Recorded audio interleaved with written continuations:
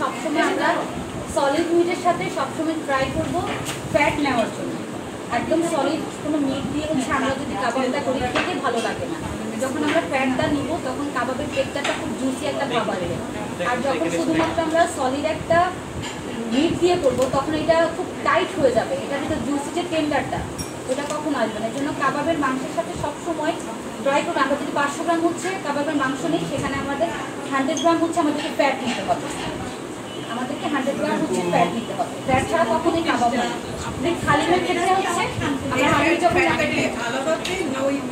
না মাংসতে না, আপনি হচ্ছে সলিড মাংসটা নেবেন, মাংসটা আলাদা করে চর্বি নেবেন, ওইটাকে ব্ল্যাক করে মাংসের চর্বি, মাংসের যে ফ্যাটটা আলাদা পাওয়া যায় ওইটা আপনি হচ্ছে অ্যাড করবেন। কিন্তু যে চর্বিযুক্ত যে বিফটা বা চিকেনটা, চিকেন তো চর্বিযুক্ত আসতে হয় না, বিফটা যখন চর্বিযুক্ত হবে তখন আপনার মাংসটা চিকন কুক হবে না, কারণ চর্বির মাংসটা অনেক হার্ড থাকে। আর আলাদা করে হ্যাঁ, তো আলাদা করে হবে কি আপনার মিষ্টির যে ভাবটা ওটা চলে আসবে।